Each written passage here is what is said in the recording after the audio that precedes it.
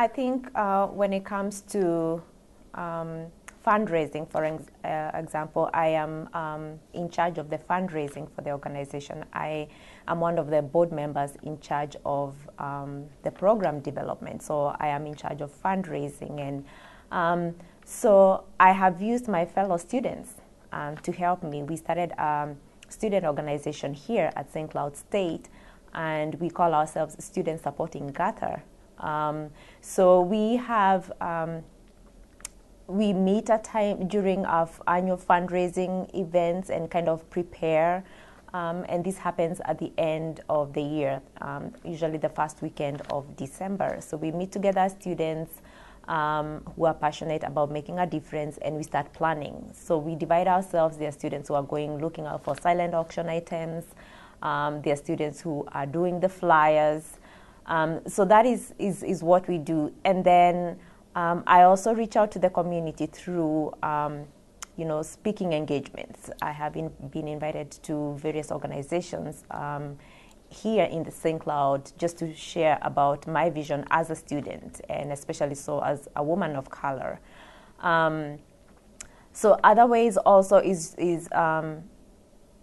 kind of just word of mouth when I'm at work with, I work at the shelter here in St. Cloud, the battered women's shelter, and also another women's shelter where we have teenage women who are pregnant.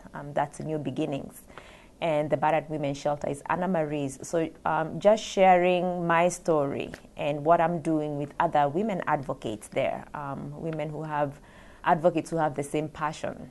And then, just by sharing your story, somebody's like, I can help, I can do this. What do you want me to do? I can call my friends. We can do some little fundraising, a garage sale, or barbecuing with my friends.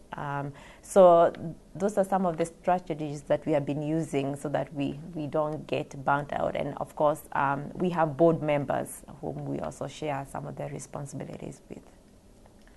Something also I would want to add is that when you have a vision, you also have to have the passion to share it. And I support what Njeri is saying. But you also have to have the kind of skill of enrolling people. I think the concept of enrolling is a powerful one. To enroll is to really get somebody to understand what you are doing and to get to want to do what you are doing. The language of enrolling really is that which involves somebody really resonating with what you are doing. And you have to kind of think about what it is that resonates with other people. Now, what we do, of course, is think about the whole concept of HIV/AIDS and the impact of HIV/AIDS in the global society right now. And also connecting with the issue, for example, of think about somebody, a child who doesn't have a parent. What that child is missing out in life.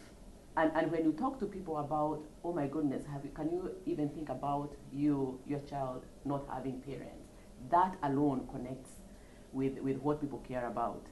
I remember one of the stories that I share, which was really very powerful, is when I went to the orphanage in one of the, I think 2 or 3 years ago during summer, and these children were all there. They wake up very early in the morning and they are singing and they are very thankful for the little things that we give them. And I called one of the children and I said, come, I want to give you a hug.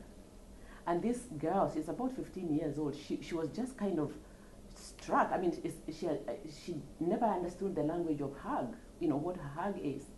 And I said, come, I want to give you a hug. And she had no idea what she needed to do. So I went to her, I pulled her to me, and I hugged her. And she had no idea what to do with her hands. So I picked one hand and put it on my shoulder. I took the other one and put it on my shoulder, and we hugged. And when we were at that point, she started crying, and I started crying. And there and then I realized apparently that we can give these children all the material things that they need. But there's also something that is missing that is very profound in their lives: love. So and that made a difference. I decided from then on that I will be hugging those children all the time when I'm there. And it's amazing to see by the time I was just ready to come back to the US, I would stand out there when those children are all out there playing, and I say, who needs a hug? And they would run, literally run, to come and get a hug. And that completely changed the environment in that orphanage. Now, when I share those stories, people get, connect. And I think the language of enrolling is a very authentic language. You can't be a leader if you're not authentic. And you cannot be authentic unless you are actually reflecting those things that are happening, that are true and that are happening in the lives of those children. So a leader for me, and especially when you think about a civic leader who is dealing with issues of the everyday lives of people, you have to be authentic. That is how people get connected. That is how you actually kind of activate the language of enrollment.